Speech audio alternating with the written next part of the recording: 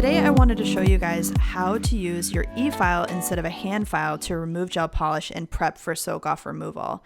If you remember from about 4 weeks ago, I did a basic gel polish removal video with a hand file and some wraps. Today I wanted to show you how we can do that same exact soak-off removal, but we can speed it up and be much more efficient by using an e-file to etch through our gel polish before we put our wraps on.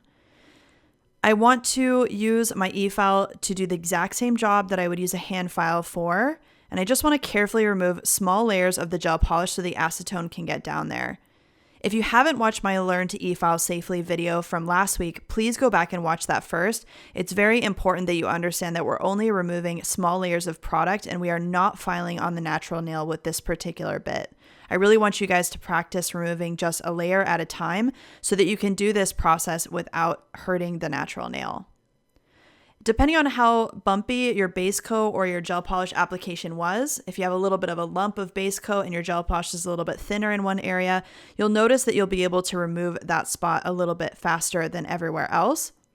So what we want to do is basically remove the majority of the top coat and a little bit of color. That way the acetone, when we put the wraps on, is really going to be able to penetrate through this soak-off product and lift it off of the nail plate extremely quickly. I just go through all of the nails one at a time. I'm using my e-file on full speed, which for my e-file is 25,000 RPMs. And I'm going to just use my volcano bit to remove thin layers of the gel polish. On nails that I made a little bit thicker, like I did my thumbs a little bit thicker when I did this application, I want to spend a little bit more time removing the product before I put the wraps on. The goal is to see a little bit of the base coat peeking through.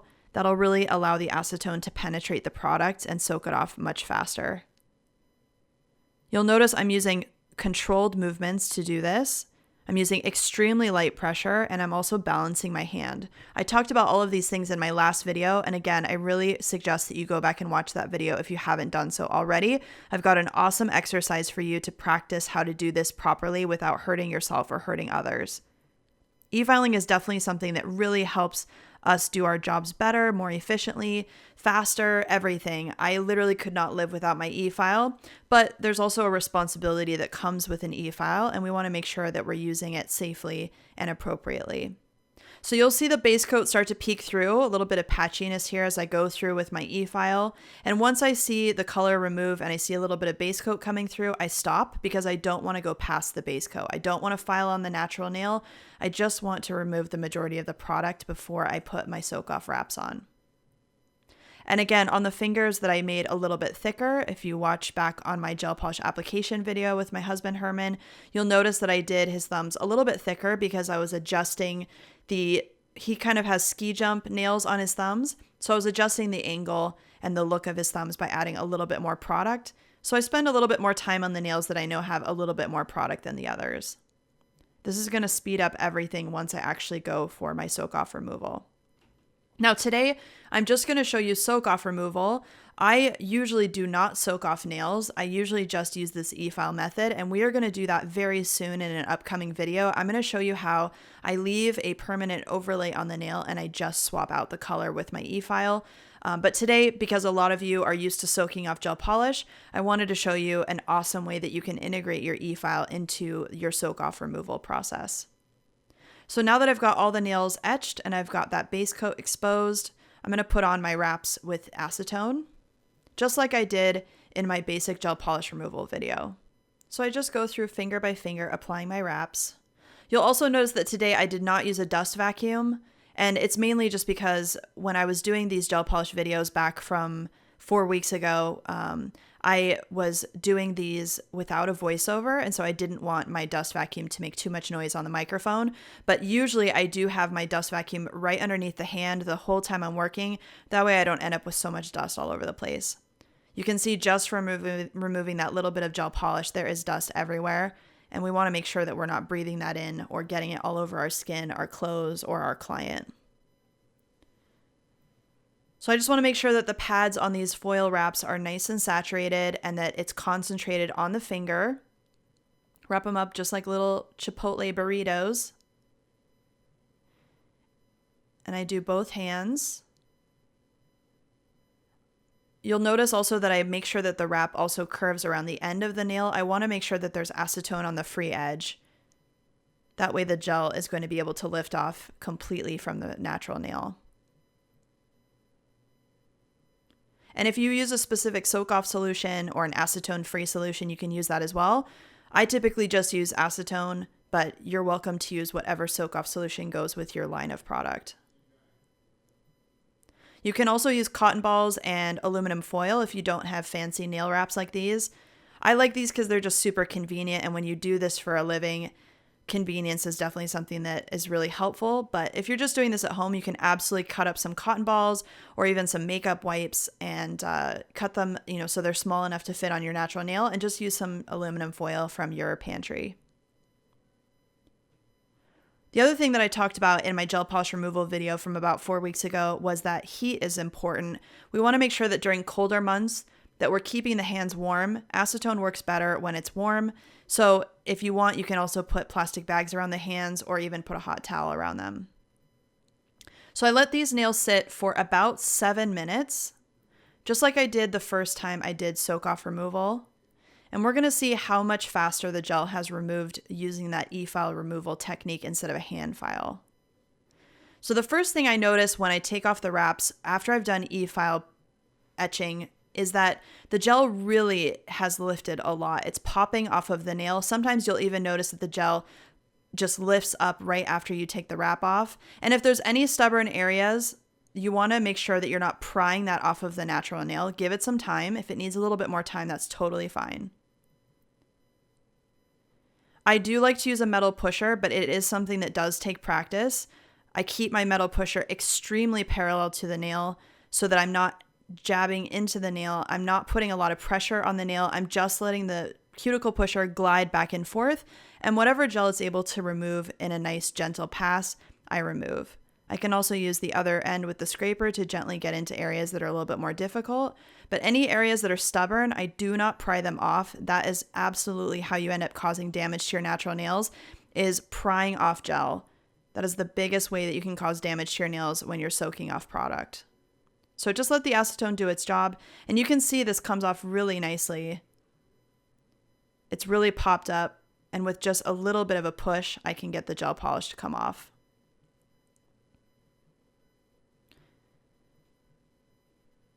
So I'm very cautious around the cuticle area as well. I don't want to jab the cuticle area.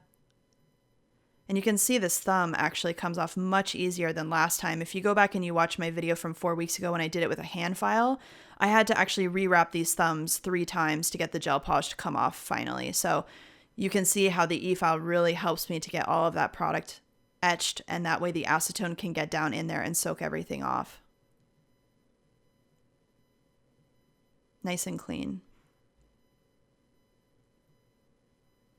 So let's do the other hand. And you can see how that just pops right up. That's exactly what we want when we do soak-off gel polish removal. You want your gel to be ready to come off of the nail. Like I said, this is probably one of the #1 ways that people's nails get thin and damaged when using gel products, is that they just do not give the product enough time to soak off. And also, if you're doing this way too often, then you want to be cautious of that as well. So just nice and gentle movements.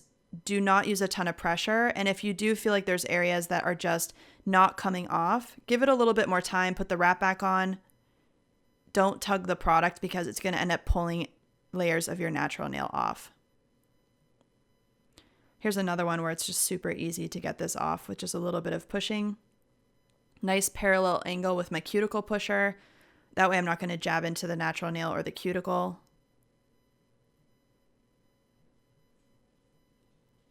And I just find metal pushers are much easier to use than orange wood sticks. You can see how easy this one was. And if we look at it side-by-side comparison from my video from 4 weeks ago, you can see how much more difficult the gel polish was to remove last time. So now with the e-file prep, that acetone has been able to penetrate that soak-off product and it just falls off the nail.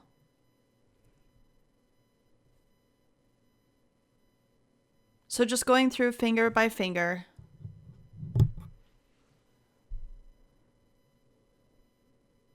And this part I wanted to show you because even me, who has a lot of practice, it's very easy for me to even make a mark in the nail. So see that little white mark I just made?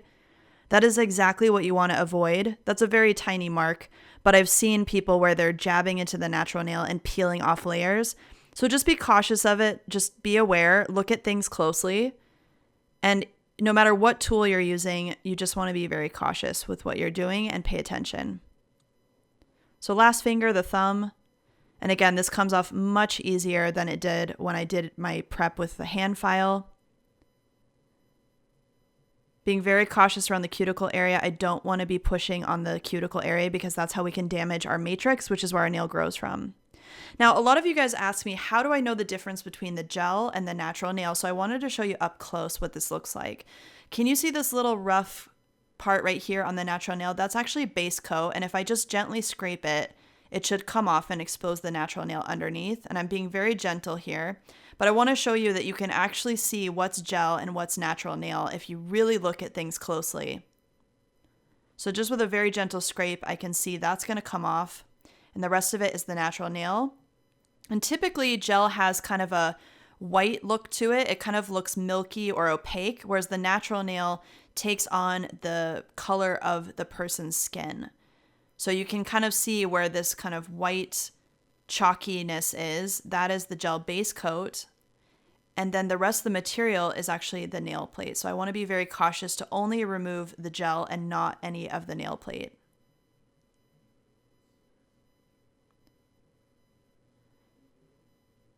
So now I've got one last finger that needed a little bit more time. I can scrape off the rest of the gel now. And you guys can see that I did this in about half the amount of time that I did when I did a hand file. So now that you guys have been able to practice last week with just removing thin layers of gel polish, you guys are going to be able to use your same bit and your e-file to speed up your soak off removal. This is really going to help you prevent damage to your natural nails. And I really recommend that you practice filing only on product. So make sure that you're only filing off a little bit of gel polish, that you're not touching your natural nail.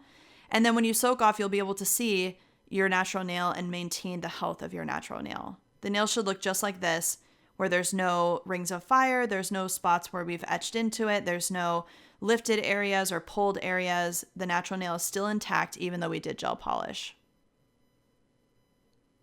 So I'm also going to show you guys how I personally finish up a manicure. So if this were my client and I'm doing gel polish removal and we're going to reapply, as you recall from my gel polish removal video, I mentioned that the rest of the nail plate has already had product on it. It's already been prepped. It's already had product. We just did removal. I don't really need to refile the natural nail again, but I do want to clean up any of the areas where there's excess gel polish. So I'm giving you guys a quick preview of a bit that I like to use that's very, very gentle and safe and allows me to remove any residual product around the cuticle area. It also helps me to clean up any cuticle that's on the nail now that it's grown out. And it also helps me to prep just that regrowth area that is new nail. So I'm not going through the whole nail again like I did when I prepped the nail for application the first time. This nail has already had product, it's already been filed, and I'm just going to go through and remove any little residual pieces of gel and also prep that regrowth area. This bit is very, very gentle. It's a diamond bit. As you recall from when I went through the different types of bits, diamond bits are awesome. They act just like nail files except they're metal, and they come in lots of different grits. This is a very fine one that is great for natural nail and skin. And I can get all of those little residual bits of base coat and orange gel polish out from the sidewall and everything. Now, I'm just going to show you guys an overview of what I do day in, day out, of if I were to do this on a real person and I was going to reapply gel polish, or even if I was cleaning up their nails just to put lotion and cuticle oil on. This is exactly how I would finish the manicure. I start in the center and I do the left side first, and then now I switched my machine into reverse and I'm doing center to the right side. That helps me push the skin away, get everything nice and clean. And I'm going to go through this in extreme detail in an upcoming video so you can see up close exactly what I'm doing. Again, we want to use our e-file to help us do our jobs better, but we need to also take into consideration what we're doing. So just like with anything, any tool, even tweezers for our eyebrows. We can overdo it with tweezers, right? So we want to be cautious of what we're doing, but we want to utilize these tools to make our job more efficient. So this bit really helps me to prep the nail, clean the nail, and then I can go and clean all of these residual areas, prep the natural nail for reapplication, or it'll be nice and clean and ready for nail polish or lotion and cuticle oil, whatever my client wants. So now that I've got the nail cleaned up and the cuticle cleaned up, I'm going to go through with my scrub brush and some nail cleanser and just clean off the dust and all the residual gel. Again, because these nails have just had gel on them, the nail plate is going to be nice and clean and dry. And I just want to make sure that I clean off all the dust and any bacteria. I do like using scrub brushes. Sometimes they can spread oils around if you have oils on the hands, but because I just soaked off gel polish, it's fine. So I scrub the nails so they're nice and clean. And then these nails would be ready for reapplication or for whatever you want to do next. So over the next few weeks, we're going to be talking about lots of different types of bits we can use for different things, how we can keep the natural nail healthy under all of the different services that we do. And I really want to thank you guys for tuning in today. As always, if you have any comments, questions, or suggestions, please feel free to comment below this video. And don't forget to subscribe so you get notified next time I release some educational content here on YouTube. Thanks, guys. Bye.